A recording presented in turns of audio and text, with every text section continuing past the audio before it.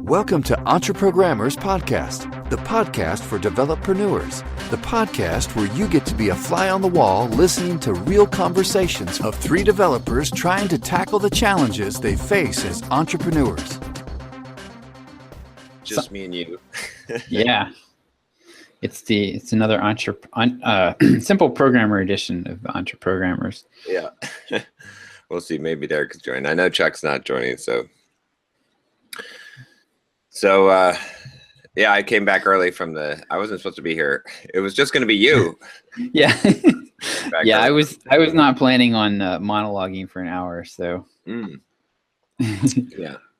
VidCon actually is like 14-year-old girls con. It was like a bunch of like teens and preteens mostly that were there for like, you know, I mean, it's a big like 3-day conference, and they have a bunch of like they have a creator track and stuff, but they sell these community tickets, which is just for like fanboy tickets, and so that's mostly what it ended up being. So it's like a handful of content creators and then all their groupies, basically. Yeah, kind of, and it's like, but a lot of the content, even the content creators, were like super young people that like, so it was really just really weird. I showed up like on Friday night or on Wednesday night, Wednesday night, and they had like these like opening party. You know how like trafficking. Yeah, they're serving slushies at the. Yeah, basically. Hello Kitty slushies. well, they had one opening one, and then it was like I looked around, and it's like, I mean, there was kind of cool. They had a bunch of food trucks and stuff, but they had like a Ferris wheel, and there was like all these kids running around, like mostly like it looked like I was at a high school party. I'd like when it's a bunch of like 20-year-olds, I'm like, you know, sometimes people are like, oh, do you feel like the old guy? I'm like, I don't feel like the old guy. I feel like sometimes I feel like they're fucking older than I am with 20-year-olds, because I can mix in with a 20-year-old crowd. It's not a problem, right? You know, but at the high school party, that's freaky weird. Like you definitely look like the old pervert there. Like there's just no question about it, and it's weird, right? Like that was. It you know, and I'm like, I didn't, this isn't my fault. I came here to learn to do YouTube shit. Like I'm not the, you know, here to be a prevert. But it was really weird. Like were any of the sessions any good, or did they have sessions, or? I mean, I was only there for one day, right? It's like a 3-day or 4-day conference. So I went to a couple of sessions, and a lot of the sessions were, man, I'm going to have to turn off these lights. Alexa, turn off the office lights. It's getting hot. I'm drinking coffee and the lights are cooking me. Alexa, turn off the office lights. Alexa's going to turn up the office lights. Coffee lights, office lights. She didn't find coffee lights, office. Alexa, turn off the office lights. There we go. There you go. That's better. Okay. Now I've got to hit like. So yeah, so a lot of the sessions that I went to were panels, and so it was like, oh gosh, it's like, and it seemed like it was gonna be good, but then it was like, what do like ultra liberal like 16-year-old girls have to say about building a community? That was great advice there. Just I can't even tell you how articulated the advice was. It was like okay, yeah, I'm probably not going to gain much here. I mean, not all of it, but and then like the one session I went to that was actually pretty cool and was really interesting was a session on VR, but basically had nothing to do with YouTube, and it was just like this guy that was developing VR games talking about VR and where it was going, and he was super smart and but it had nothing to do, you know, with and all the rest of the. He was probably talking to an empty room. It's mostly right. It's mostly empty room. So that was interesting, and I'm trying to think if there's any other sessions. They had like a networking. That the main reason I went to the event was to network, because I figured other kind of big YouTubers that I knew would be there. and Matt Tran was there, the engineer truth guy. So that was cool. So I did meet up with him. But it was just there. I was like, yeah, okay, cool. Yeah. I'm going to do some networking with high school kids. That, like, no, it's not like there weren't any adults there, but there really weren't many. So I was like, so we went, so we went to the pre-party. I went with Ben from Teslanomics. He's here in San Diego. I think you met, or we did a conference call with him, but so he's got his channel. He's got like 25,000 subscribers, and so we didn't know what we were getting into, and then and so we go to the first pre-opening thing, and then they had like this invite party that you could sign up for, that like one of the sponsors does, right? So we go to the location, and it turns out to be an indoor golf go-kart. And then it's just like it is the high school party again. I'm like, so we're like, what the word? Wow. So we're like, okay, let's go back to the hotel. He can buy us beer. I know. So we're like, all right, let's go back to the hotel where the conference is, and go to the hotel bar, right? So that was a good strategy. So we went there, and then we found some adults. We found like 2 adults. Like, wow. I mean, there were a few there, but we started talking to this couple that was from Philadelphia, or from they're from Philly. So and they were pretty cool. They were just starting up a channel and stuff. And we ended up hanging out with them like most of the day yesterday and last night. And then I was like, you know what, I'm just gonna drive home. So I drove home at like midnight last night or something. And nice. Then I can preserve the day, because I was thinking, like, I hate, like, if you know me in sunk cost, but I was like, I only paid $200 for the ticket. I could get like a refund on my hotel room anyway, and so.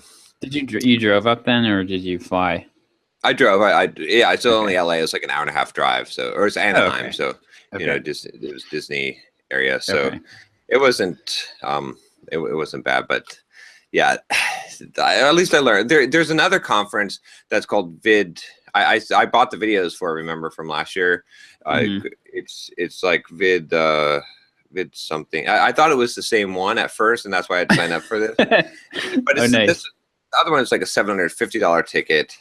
It's like in October, but I'm probably not going to go to that either. I mean, maybe, I don't know. I didn't do the early bird tickets. That one I know is quality because I watched the videos, and it's like highly technical. Like I hate to go to, the only reason why I'm going to conferences is either one, to network, and that's probably the reason, or to get really in-depth, highly technical content that I can't find. Like the basic level stuff and the partying is not it's not, especially so I don't know, the whole VidCon thing just it was kind of interesting just to see how it was a huge conference, right? And they had like huge vendor things, and I'm totally messed up my arm, the back of my I don't even know what the muscle is, like my rear delt and my lat from this punching machine. Oh gosh. This 6-pack abs guy, like I went to, they had like this like free arcade, and there's like it's like to test your mind, like on how hard you could punch something, and it goes I think and so the score, like the high score was like 920, and so and most people were hitting it, and it was like they're hitting like 500 or 600, and I was like, who's at the 920 high score? And the guy's like, it's like the 6-pack abs guy came in here and did it. So it's like, fuck that, I'm fucking 5-minute abs, motherfucker. And so I like clocked the thing, right, and I think the first time I hit like 700, and then I'm like kind of perfecting my technique. I'm running up to it, and bam, and then I actually found that, what I found was kind of interesting, because I gave it a nice running and nailed that sucker, and I was hitting like high 700s, but I just stood in place and threw a hook. And the hook, man, that I hit like an 840 or 850. I think I hit like an 850. So I never did beat his damn score, but I did punch the thing like 25 times. And I don't know if I tore something, or it was instantly sore after like the 25th time. So yeah, Well, that bruising. probably So, gets some good torque from your whole upper body twisting around. So Nice. someday, Mike Chan, I'm coming for you.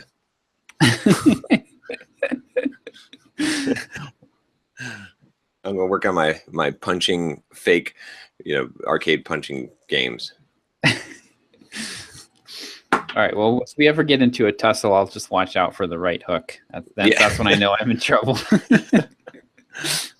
So it's interesting though. It's funny, the guy that from Philly, like the guy that we're talking to, he was he trained Mark Devine.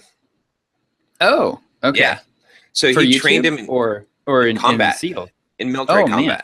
Yeah. Oh, Because he is like a military combat, like a combat and weaponized combat expert, okay. and hand-to-hand combat expert. Okay. And so me and him were geeking out about that, and it was funny because I was like, because this guy's like, serious, like, no bullshit. And so I was, because I was talking to Ben about some of the things, like, and some of the people on my YouTube channel are always like, oh yeah, you should not, like, if you shouldn't look people in the eyes, like that's like you're escalating situations, and like you got to, like, lay low and back down and stuff. And my stance has always been, no, you need to be as aggressive as possible. Like, not that you're like trying to start fights, but you need to look like you're ready to start a fight. Like, you need to have that kind of, right. And when you de-escalate a situation, it's not what you think, right?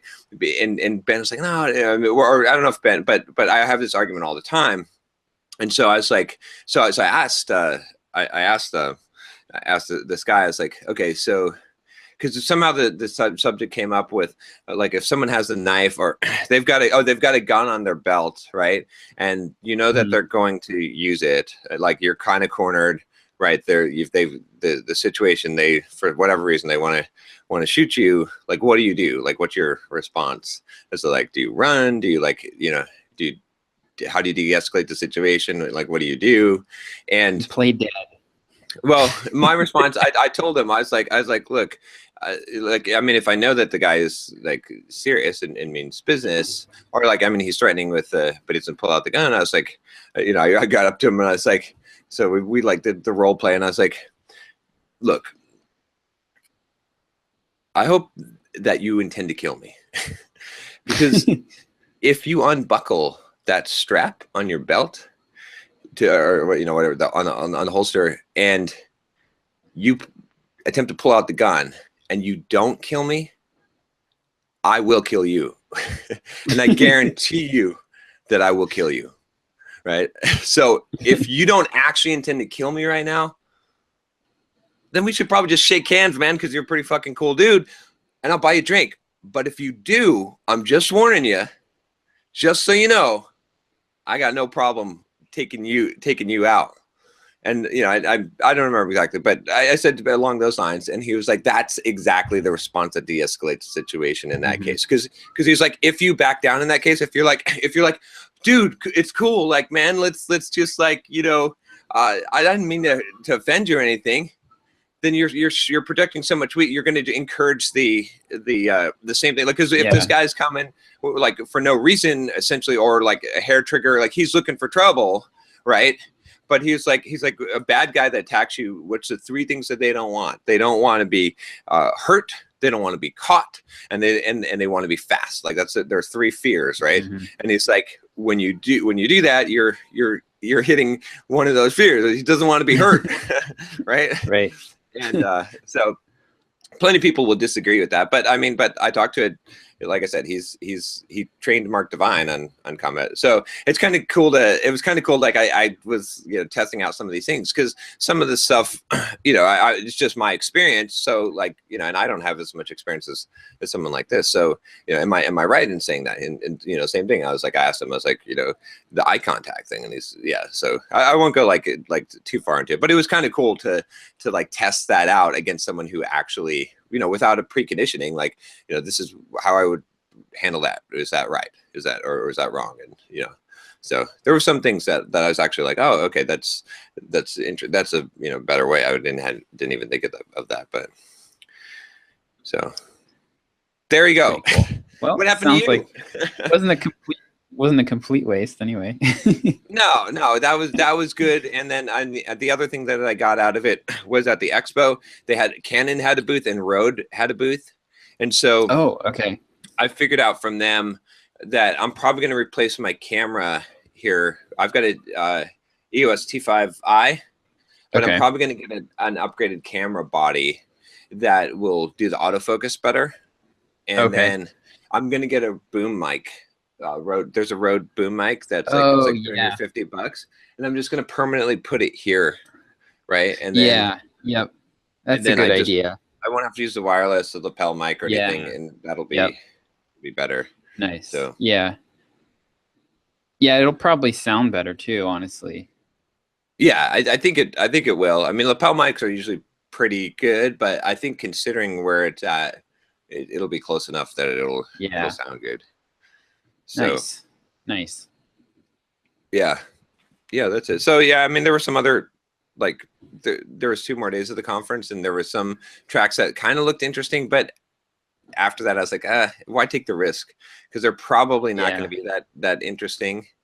And I mostly went for the networking, and there wasn't going to be any more networking opportunity really. So. What about you? What have you been up to? Oh my gosh. This week has been so stressful, but I'm feeling a lot better now. So so basically, we're really getting down to the wire here on the book. And the really, like, so I realized last week that so I realized what happened. This crept up on me. The fact that we changed the plan. We weren't originally going to sell a print book. Right. If you recall. Well, and so all of my experience, my first job, the first 5 years of my career was all managing print publications. I designed magazines, I laid out magazines and did newspaper stuff. And I've done a ton of this stuff. And I know how time consuming it is. And it takes weeks to put together. Like, our lead time on a magazine was like weeks. Like, we wanted to be finished like 4 to 6 weeks before the thing was supposed to be in the mail. Yeah. All that went out the window because I forgot I didn't realize we were doing a print book. And then we changed the plan, and I never baked that back into the timeline. Oh, okay. Yeah. And so it hit me like about a week and a half ago that we're doing a print book, and that actually might have a big impact on the timeline. And sure enough, it did. I've probably talked to, or I've probably reviewed about 60 or 70 different designers at this point. And so we finally hired somebody this week on UpWork to do the layout.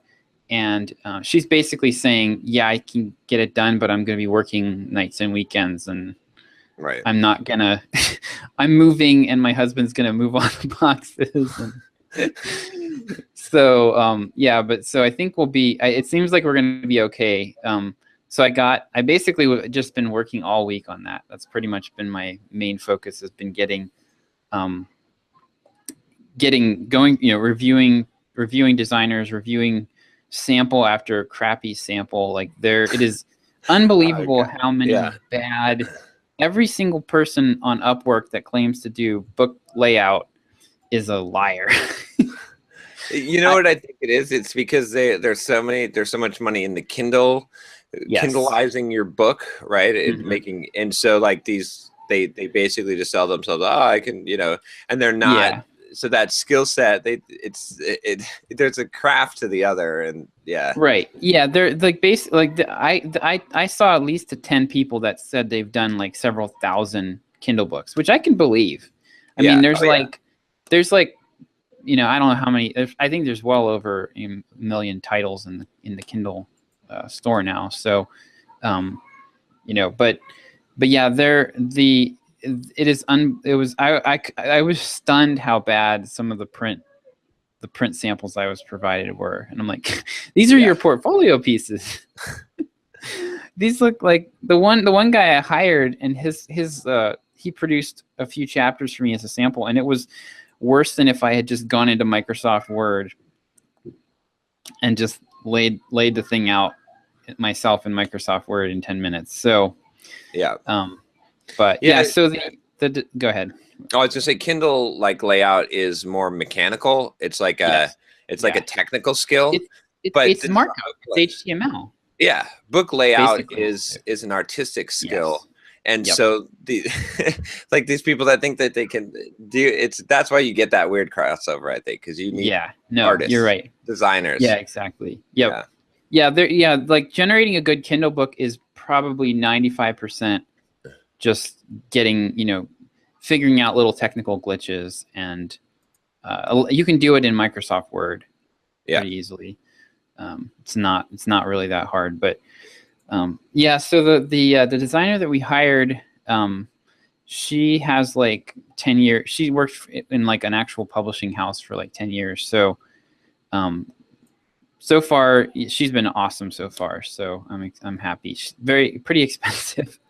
Yeah. Like about 3 times more than we were planning on paying for this. But, also the book is 3 times longer than what a typical book is. So I think that's part of it. But I've been working with her and like finding out, I've been kind of curious, like what's involved from her end, and why, because we had this discussion this week about like, why is this so hard, and why does this take so long, and why should this cost $3,000?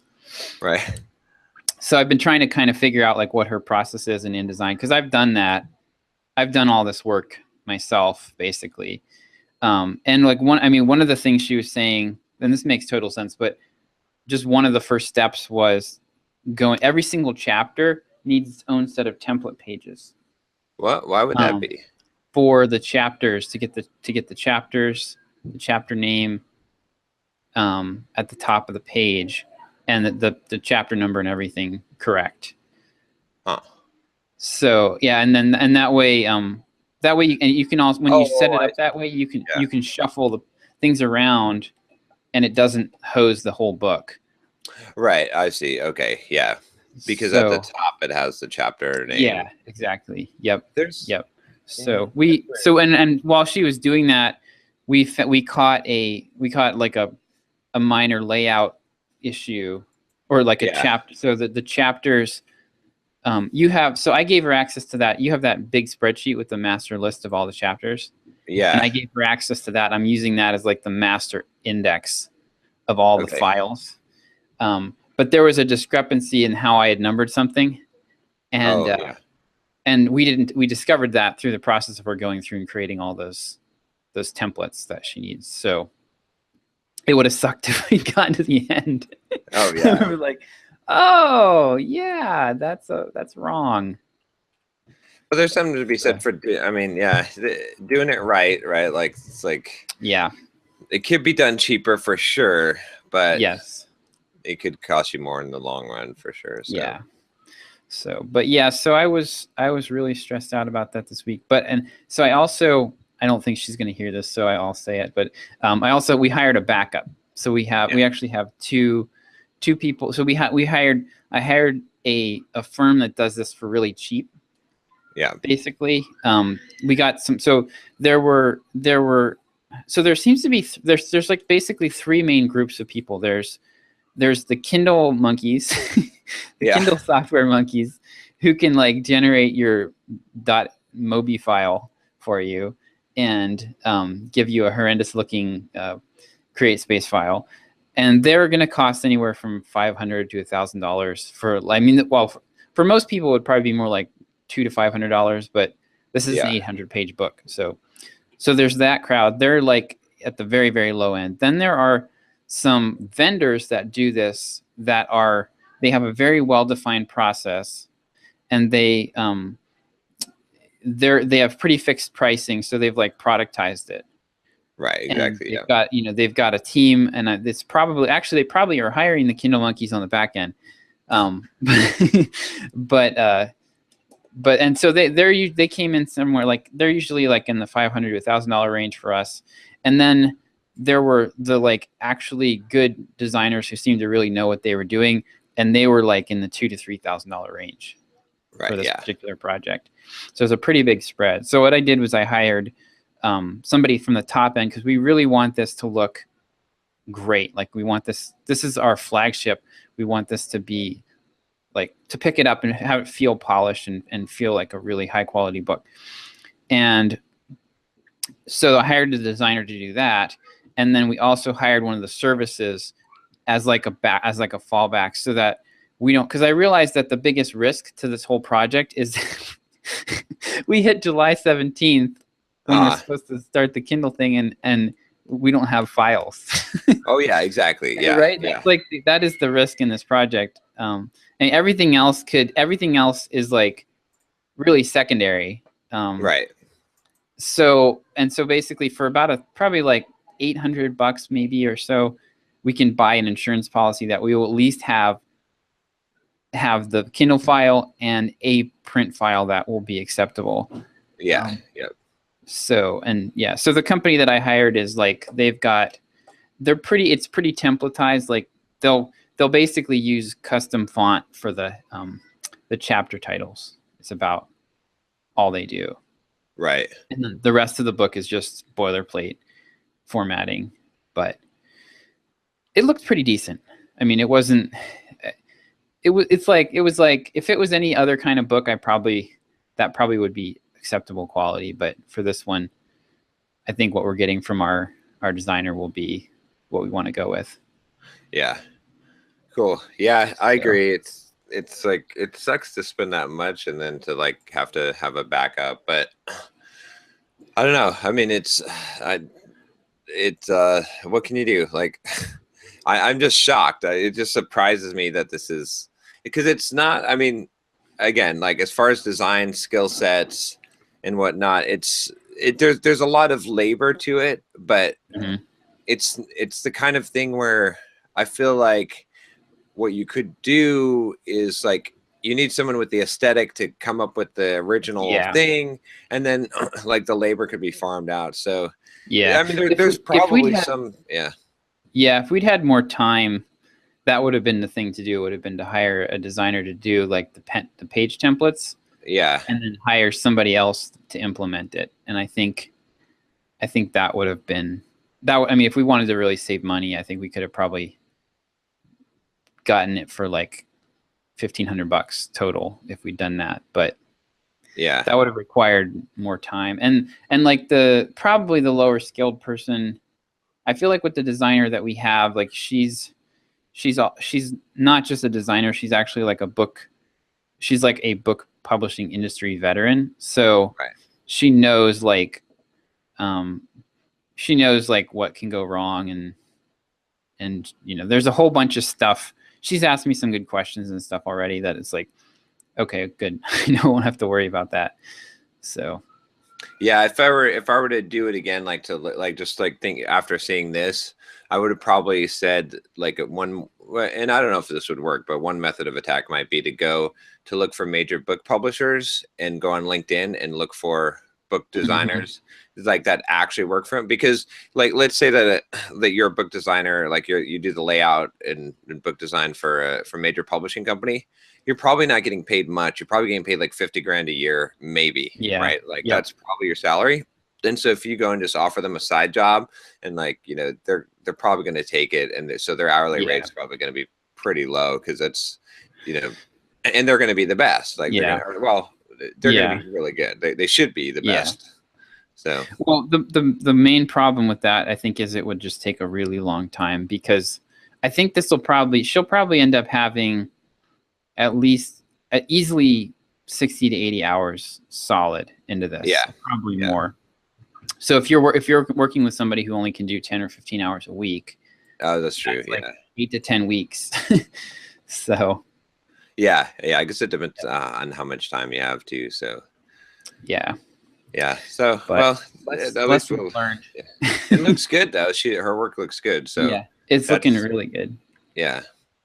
So yeah. So we got So I was just pretty freaked out about that all week, and it was just like I was like a big blocker for several things, because I had to hire the person, but then I also had to go through and we had to come up with the email opt-in offers for the book, and then I had to go in and find places to add calls to action throughout the book to get people to opt in. Yeah. And that was like, it was not a really big deal, but it was one, another step that I had to do before the book would actually be ready to get to the designer. And then Heather's proofreading it one more time. So yeah. So yeah, so much work in publishing a book. It's crazy, but it's kind of funny because yes and no. Like you could just literally create a book and do it and ship it in a week, right? Like depending on the size and depending on the level of quality. Like it's like we're trying to build a premium product. Like we're engineering this from, because I was trying to explain to someone, I was like, explaining how difficult the book launch is, and they're like, is it? I had no idea. And I'm like, well, don't get me wrong. Like if you said, like, I'm sure I could write a book and publish it in like 3 weeks. Like if you just write the book for like a week, which you can do, like a 40,000 word book, edit it, just a simple edit, and then you just get it flowed to Kindle and their services that you can just pay to do that and have it done in a couple days. BookBaby, and then BookBaby or something like that. And then you just drop it on BookBaby and you drop it on the Kindle store, and then you just like you can create space that you can have it in Word already or Scrivener and just export it to PDF. And there's ways to like very, very simply do that, but you're gonna not have a premium thing. The launches are going to be big. I mean, what we did is we said, okay, we want a huge book. We've designed the marketing inside the book to be lead magnets, right? We've refined the book, like gone through several passes of editing of the book, where we have a landing page, we have a trailer, we have the marketing material that we're going to be selling, like the strategy for that, like a superior design for the layout, the whole launch strategy and all of that stuff. And so that's the difference. So it's kind of funny though, because if you think about it, it's like just the fact that it could be that much of a difference. I was thinking about this for essentially what might look at the surface level as the same thing. Yeah. Like you wouldn't know unless you're actually like looking into it, right? So yeah. But hopefully it'll be worth the return. I think it will. I think this is like worth all this extra effort. So yeah, I think. Well, it'll be an interesting. It'll be an interesting case study for us too, right? Like, because we really have this is probably like the most work that we've put into anything, I would say, for this. Other than actually building the audience, right? Yeah. So as far as like creating any kind of product, this is definitely, I think, the most work. And so we'll see if it ends up being worth it. It's funny too. It's like a lot of the work ends up being really hiring people. Right. I mean, that's essentially 90% of the work for us is like, I mean, aside from writing the book and, that, but like at this point, it becomes really hiring people, which is, if we did go down the publishing arm, like to do more public, like simple programmer press and start publishing other people's books and whatnot, we'd want to have people lined up. Like that'd be it'd be a much simpler process once you've got the system down and you've got those people. Yeah, I'm pretty much an expert at evaluating book layout people now. Yeah, exactly. Yeah. But there's something to be said about that. That's the other thing, like I didn't realize with like a traditional publisher is, I mean, they do take a big cut of the book. It's kind of ridiculous when most of the books are electronic today, but like the whole process, like they have the team to do the thing, the thing. That's the advantage that it would actually be kind of a good deal. I think if it was more of like a, I don't know, 50-50 deal, and they actually did a good job marketing it for you, like that would actually be a pretty sweet deal. Yeah, I think that traditional publishers will have to move to the model of becoming the press, the company that does this for you, that has the team, right? That you hand them the manuscript and they help you self-publish the book, and they take the royalty of 25% of your, or whatever it ends up being, or they charge you some flat fee or something, because I don't imagine that model is going to stick around forever, but who knows? You know, it's been around for a while, I guess, but yeah. So yeah, so I still have to get the files to the backup layout people, which I should be able to do on Monday. yeah. And then I have to, then we're like heads down on marketing. Yeah. Or at least I'm heads down on marketing, and you are going to be creating all the course content that we, Yeah. Thanks for that. All that stuff that we decided that we were going to include with the book as the bonuses.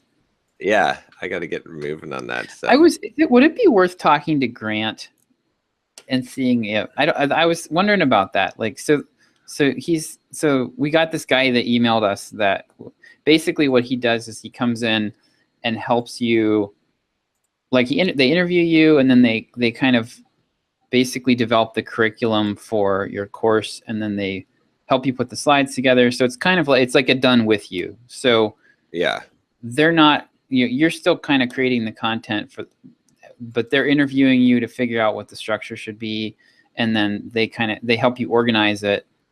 And so it's like probably 75% of the work they're able to do, and then the critical 25% you end up doing. So it's a pretty interesting. We're gonna probably have to pilot that out and see if it actually works. But I was wondering, like, would that help at this point with this stuff for the book, or would it be just too much additional overhead? I think it'd be too much at this point. Like, I mean, for some of the other stuff that we're planning on doing for some of the courses, I think that would make sense. But in this case, like, these are going to be more quick, like, you know, not as comprehensive courses. But I mean, if it actually works out, I am interested. At first, I was like, we don't need that. But then I was thinking about, I was like, if they actually do what you just said, and they can, because like next year the goal is to get a bunch of courses done, and if they can like do a majority of the kind of grunt work for it, and then I can just be recording the course, that's the best thing. So basically they'd be doing a lot of the work that PluralSight did.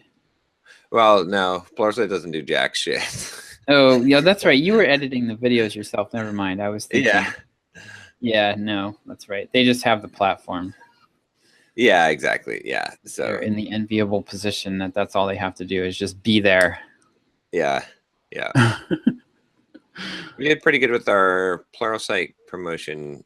Like, the video came out yesterday. Oh, it did. Can you send me a link to that? I want to do an email about it. So yeah, because I did a dedicated video on promoting PluralSight, and I think it's got like 2,300 views, and we've gotten probably like 7 or 8 signups from it. So oh wow, okay, yeah, I could definitely do an email maybe on Tuesday next week. Let me see where that is. We got to get the book trailer. That's the other thing, is I got to check on the book landing page. On the UpWork jobs on converting. I hired 2 people to convert the HTML or the Photoshop to HTML. This is a very easy to hire job. There's tons of people that do it. I just worry like what the level will be of the people doing it, but I tried to vet them out. Just didn't have time to do a full vetting, so hopefully that works out. But yeah, we still got to get that, and then I think the book trailer is done from Rodrigo's standpoint, right? I think we can make it go live. Yeah, I think so. He was gonna. I asked him to make a couple more tweaks on the buttons. Oh, okay. But other than that, I think it's ready to go. Okay, yeah, that'll be good to launch that out. I'm excited to get the landing page. I really want to get the landing page with the trailer up, because then we can really start promoting the book. Oh, you know, I forgot to ask you, are we still running Facebook ads on? I have not gone in yet and changed the ads with the cover. But yeah, we're still running the Facebook ads. I check it about once a week, and we're still right around the like $1 mark for signups. So that's great. I've just been kind of letting it go. Yeah, just need to change the whatchamacallit, but yeah. But yeah, that'll be it'll be good to get that stuff done. Yep. Yeah, I need to, so next week.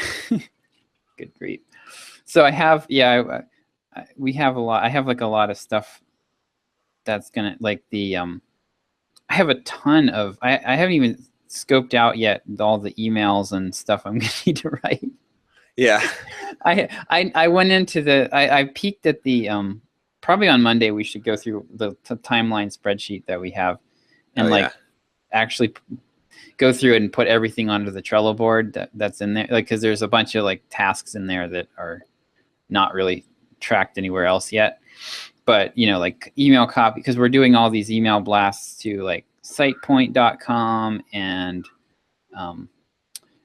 we're going to do a Facebook promotion with Smashing Magazine. So we've got like all these paid. I have to come up with creative for all the paid advertising that we're doing, and then we also have to get so we have the promotions to our list and our audience, and then we also have the community, like the pre-launch team or the launch team that we need to organize, and that was supposed to happen like basically now. Yeah. So next week, that's probably going to be my number one. After I get the files done for the backup publisher, I'm going to switch gears onto that because that'll be really critical, I think, to getting traction, getting the reviews we need and stuff. So.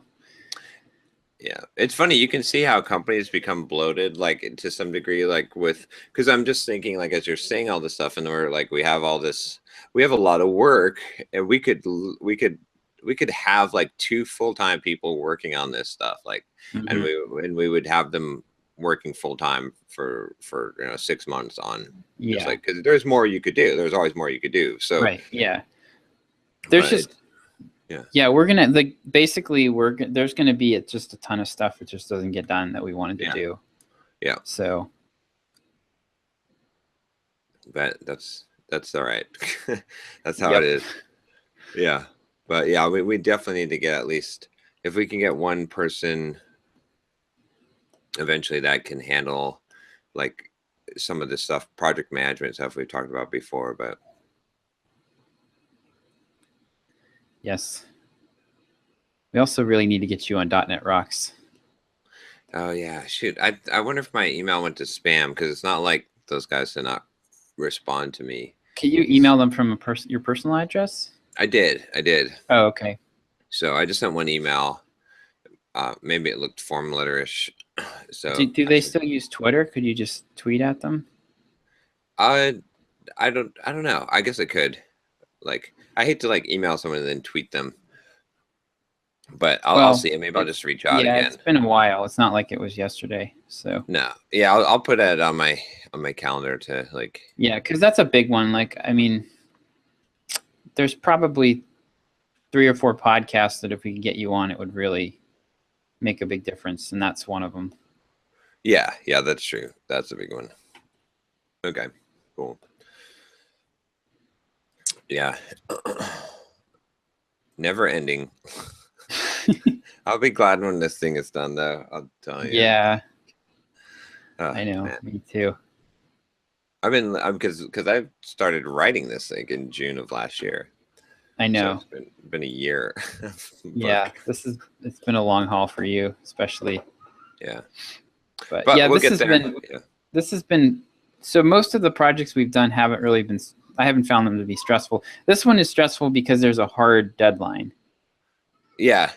That's to me that's actually the main thing that stresses me out. It's just like having a hard deadline where and the very real possibility of utter failure.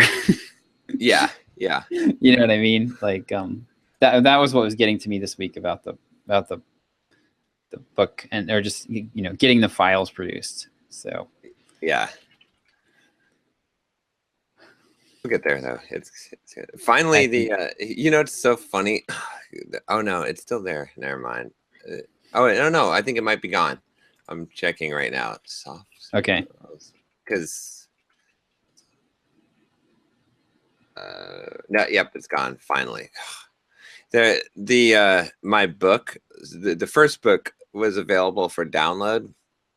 I told you first search result from some Chinese site. If you search SoftSkills, you write download. It was the simplest thing. Like you didn't even have to hunt.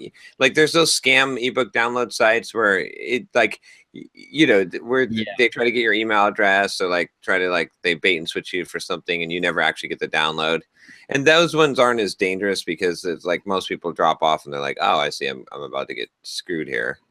And but there was just the simplest one, and I was getting so pissed at Manning. It freaking pissed me off, and I was like, I sent them the thing before, like the search, and I had tried to. Do they have to do the takedown notice? No. I mean, I've got a right to partial rights, but I don't, maybe legal. I don't know. Like I'm not gonna answer that question. And then I plead the fifth. I'm not a lawyer. Yeah. But I was like, this is hurting book sales. Like, there's no way this is not hurting book sales. There's no way. Yeah. Because if it's that simple, like one click in it, and they had a fast server too, this Chinese server. I was like, it's like so damn easy. Like, I mean, even I would, probably be like, oh, I'll just download this, right? Like I'd never do that anymore. Not that I like look down at people who do it, but I'm just saying, like, it was so simple that it was so simple that even someone who is conscientious, who's like, I'd pay for stuff. I don't give a shit about paying $15 for a book, or $30 or whatever. Like I have no problem doing that. But even someone of that mindset would say, wow, like I don't want to go on Amazon and check out. Like it's right there. Right? Like, it's that simple, right? So, but nothing moved on it. I hired some search services, so I don't know if I got it taken down or if they did finally after I kept on bugging them. But if you look at the book sales today, they're up, and they're up a lot. And so because I was like, I know, I mean, in the back of my head, I'm like, I know why this book is nosediving in sales, right? Because I'm still getting tons of people saying they're reading the book, right? We're still seeing the same email sign up, right? So it's like, it's just that they're getting it for fucking free. So yeah, so I'm glad to have that resolved, but it's, man, copyright is. I gotta take a look at the book sales now real quick. Yeah. If you look at the charts, like on Amazon, it's up there. It's like, it's like 21,000 overall in all of Amazon, which was pretty good now, because it was dropping down to the 100. And then if you look at the audio version, it's like 18. And even the audio version has been doing pretty well, like just in general. But even just being able to get the digital version like that, it's going to hurt the audio version for sure, because so right. So the one thing with the bounce back, we had talked about that idea of having like the I don't know if we talked about it on the show or not, but about having how you can put like, hey, get the audio version of this book for free since you bought the Kindle version, and you put it at the beginning of the book so the people go to your site and sign up from the preview. Right. Well, actually, the way that we have the call to action for the toolkit that we're going to create, it should be in that preview. So interesting. Yeah, so we should be able to get signups from the people who download the preview, even if they don't buy. So we're letting the world know publicly now that they can just grab the $130 toolkit for free. Yes. It will be. It's free. It's free in the sense that it will only cost you your soul. Exactly. Yeah. Yeah. Just your soul. So, Yeah, it's funny though. We have gotten to this point now. There's just like there's so many things going on because it's also the book launch would be simpler if we didn't have a whole bunch of other stuff that just and we did a really good job of knocking stuff off our plates. Right? Yeah, we're saying no to everything basically, but there's still there's stuff you can't say no to, and there's ongoing stuff, and there's just the operations and just so there's just always stuff like. Yeah, I'm gonna try and start moving again. I started doing this and I was having a lot of success with it. That's how I got through the editing. Others would be really screwed. But I'm gonna make a much more focused effort to basically I'm finding what's working best for me, and what I have to do with that is it's that Parkinson's law, but maybe I'll make a new law. It's John's law of whatever, which is like Parkinson's law, except that it's like whatever overhead and maintenance tasks in a company that will expand to fill every possible crevice you give it. Right. So every waking moment. Yeah. Yeah. So my protocol now has to be get up, don't get on Slack, get as soon as, and then the first thing I need to do, no email, nothing, just get some big rock thing that is not maintenance, right? That is some kind of project moving forward work done for 2 hours or so, and then go and hit the other stuff. But because if I don't do that, I spend all day. I mean, today, after we're done with this call, I've got some stuff I got to go in the afternoon, but I'm basically going to be basically spending the entire day doing catch-up stuff, like maintenance type of stuff. And I probably still won't be done. I'll probably be doing that on Saturday too. So I could fill up I could fill up the whole weekend doing it. So, yeah. Yeah. Well, and it's fun too, because I get a 4-hour head start or a 3-hour head start on you. Right. So I get in, get working on something, and then, I can pile up half a dozen to-dos in John's Slack inbox before he's even awake. So, but yeah, we'll have to figure out too. I think that what we'll end up doing, in my mind, to optimize. Well, we've got Rodrigo's going to have an assistant pretty soon, and that's going to be helpful because he'll have someone that's a low hourly rate that he can assign 10 hours a week worth of work, and that person could eventually become full-time and help as well. And then I would at some point, we got to get our revenue up high enough, but I would really benefit from having just a personal assistant that's just, just does nothing but manages my schedule and handles all my email and personal and business email, and is able to just be able to answer most of the stuff and ask me just a few questions to, and just understands the thinking. I think that would be something that would benefit me a lot. And then we could probably use one more, a project manager person. And either that or, I think the next step for me will be finding somebody as good as Aaron. Yeah. If I could just find, it's just maddening because we already have Aaron. I know, but he's going back to school, right? When's he? But he just started, so he's doing a 4-year degree.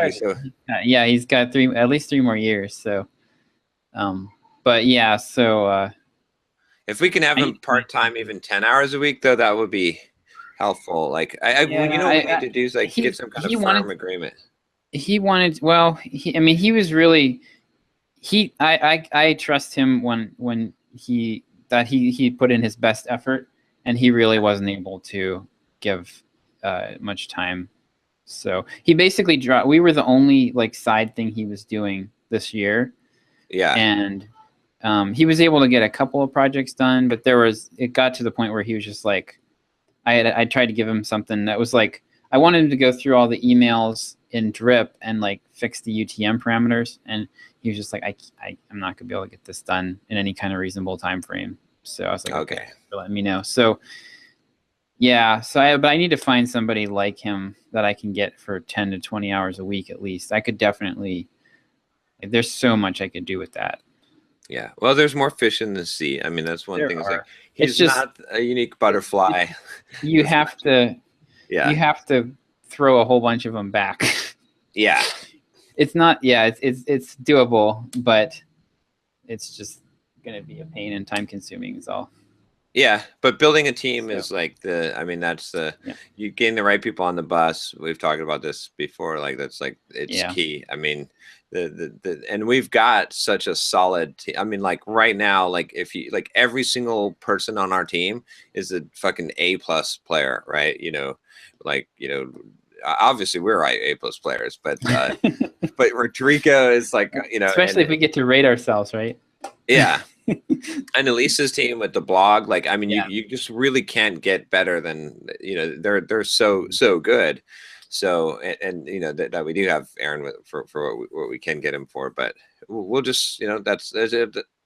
Once we get those people, then then it just takes how long it takes. I guess that's what I'm saying is that. But once you have them, then it really makes the difference. Rather than just getting someone in there that can kind of do the job. So yeah, I'll probably have to go through 10 to 20 people to find somebody not like post 10 to 20 jobs, hire 10 to 20 people for small projects before I find somebody as good as Aaron. I did find someone, I think, for Rodrigo's assistant who may be better than Rodrigo at doing thumbnails. Like, I think Rodrigo you saw the ones that were in there. Like, Rodrigo's awesome at it, but I'm sure Rodrigo would be happy to have someone, so he doesn't have to do that. He can focus on the video editing stuff. That's cool. Very cool. Yeah. So he'll do they would do the thumbnails and the blog posts. Cards and everything. Nice. Yeah. So, or I think they do. I don't know if they'll do the thumbnails for the videos. They'll do them for the blog posts like that. Okay. And they'll be uploading podcasts and all that stuff and editing the ads into there and whatnot. So, yeah. So, I'm trying to think what else. Yeah, I guess we should probably wrap it up. We'll have to talk about. I have no idea what our sponsorship is looking at like now for Simple Programmer, like how many. we'll have to talk about that on Monday maybe.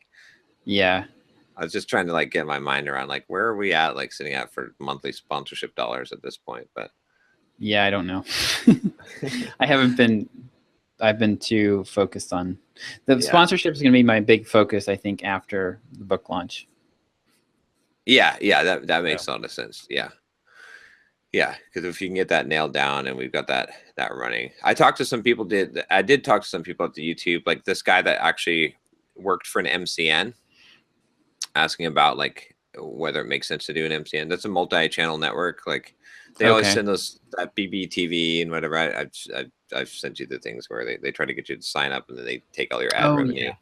Yeah. And it's interesting. So he was saying they could be we would be able to get super leverage on any MCN because we'd be bringing a huge amount to the table with the views. Mm-hmm. But I don't know. He would talk. It was kind of funny because I felt a lot better. He's like, yeah, they can sometimes an MCN can help you. If you're getting a CPM of $3 on your AdSense on your YouTube videos, they might be able to get you 7 or 8. And I was like, so if I'm getting 12, is that good? He's like, that's really good. Okay, well, we're doing pretty damn good. Nice.